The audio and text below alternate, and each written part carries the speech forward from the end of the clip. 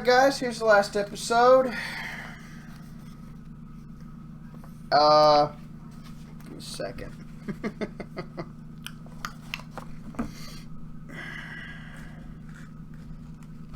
So we were on, let's see, I guess 15 it was.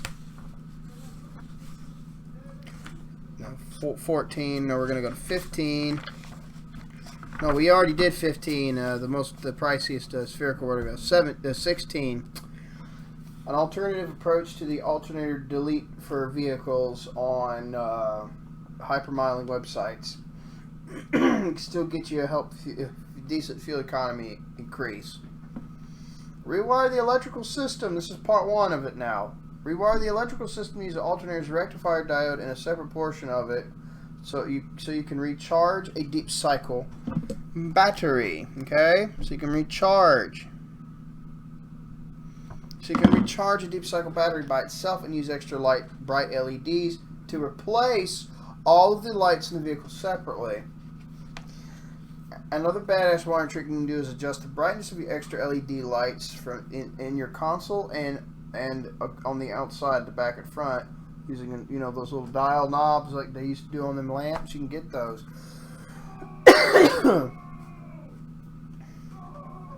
So for the tail lights and the front lights and all that, the outside lights in the vehicle, you can use one knob for that and the other knob for the inside of your dash.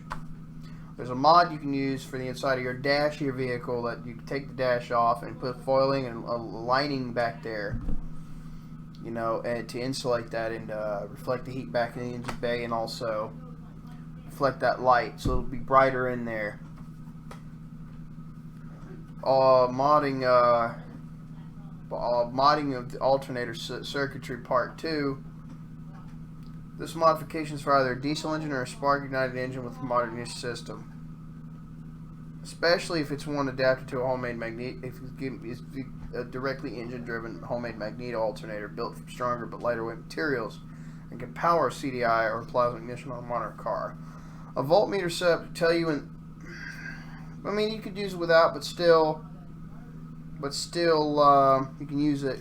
Ideally, it's this one can work with a carbureted engine, but it's ideal. This one can be done.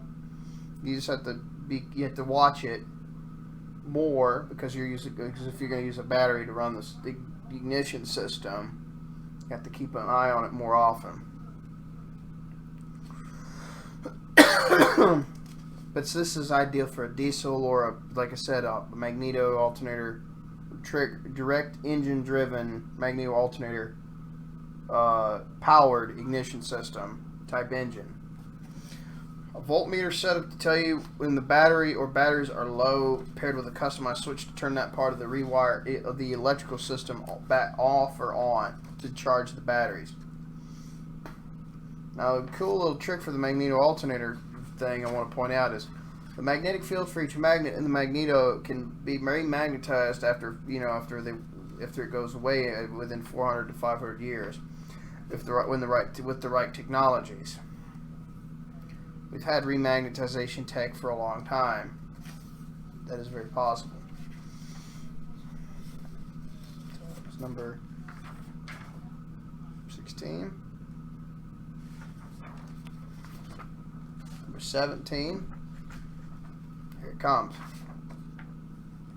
Wait. We'll swap these around.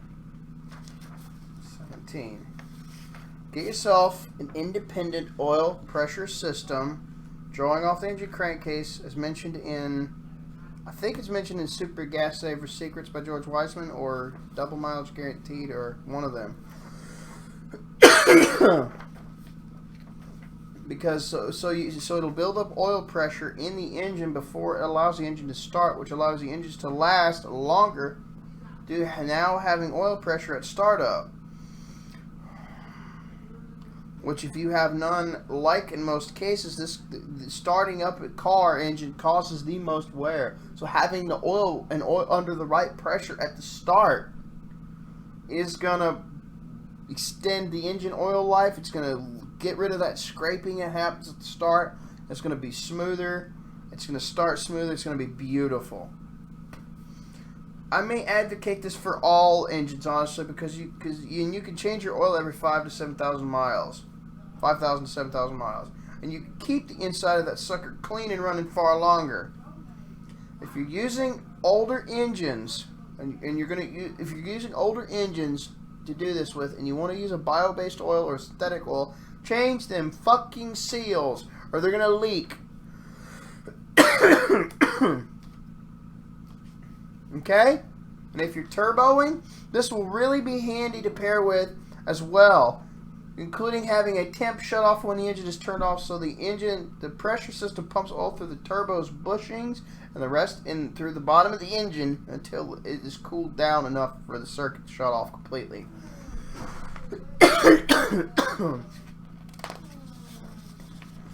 Now, there it is, folks. It's done. These are all the great mods you can use for your carbureted engine. When you use these together, you will have unbelievable, much higher miles per gallon than before, and you absolutely will have. You will absolutely have unbelievable, but much better performance. You will have higher miles per gallon. You will have emissions lowered, and the emissions of these carbureted vehicles can be absolutely competitive with modern cars. You can have, through the electronic carburetor enhancer circuit, with and a MAF or MAP sensor, modified MAP or MAF sensor, you know, the enhancer circuit, modifying it to do this shit. You get a proper feedback loop and all that, and you can actually make it, again, the emissions being lower is able to be competitive with modern fucking fuel-injected vehicles. If you're going to use steam injection and certain other things, if you're going to use all these together, you can actually do higher. Come on, Coco, come here. Get in. You'll have higher mile per gallons potential than a lot of these modern cars, to some degree. Now, I will warn you: if your emissions are very, very low, let me give you a little advice. Consider getting an emissions waiver. If the smog screenings and the shit is too low, consider getting an emission waiver. Emission waivers here in the States are very likely to have are very widespread as a practice for older car engines. And not a damn lick of any of this tech, even the electrical shit, is none of it's digital. You don't need the digital shit. You don't need it.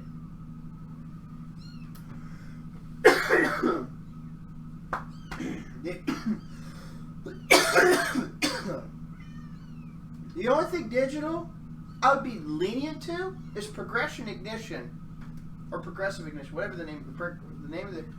And I learned about this because of Thunderhead 289. Please check his YouTube channel out. Now that said,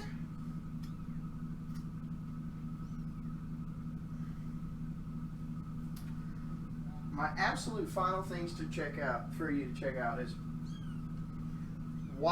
making the air intake more open on the engine.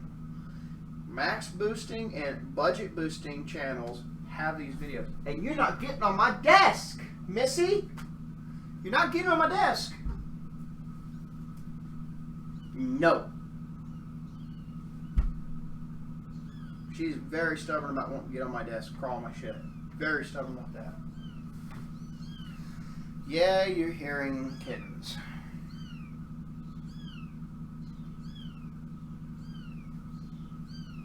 Anyways, folks. Yes, this is the thing. These are things to consider, because if you watch the channels, you're going to realize the budget boosting's got something that this shit will help you. You get more airflow going through the air filter into the system. The only thing I would suggest, though, furthering that, to further that piece and to actually go in, I would suggest making a kind of a grating and cage kind of thing below the air filter that'll catch anything from the gravel or from the road, so it won't fling up into the filter and go into your engine and destroy it. And tier 3 filters.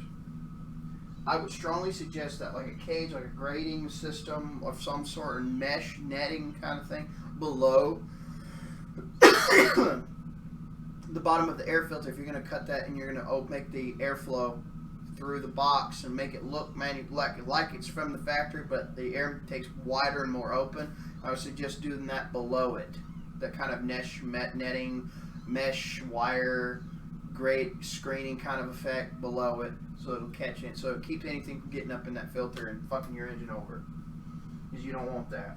But that'd be my final adage to the widening of the air intake modification advocated by Budget List. I guess it's the 18th thing, 18th or 19th thing. Still, these are the best mods for power, emissions, and miles per gallon for a carbureted vehicle. Pretty soon I'm going to go into some mechanic myth busting that everybody gets wrong to some fucking level. I'm going to use basic physics principles to explain it. I will see you later. Thank you for watching, everyone. It's been a good... I enjoyed filming this and getting out of the way. I hope you guys enjoy listening to it.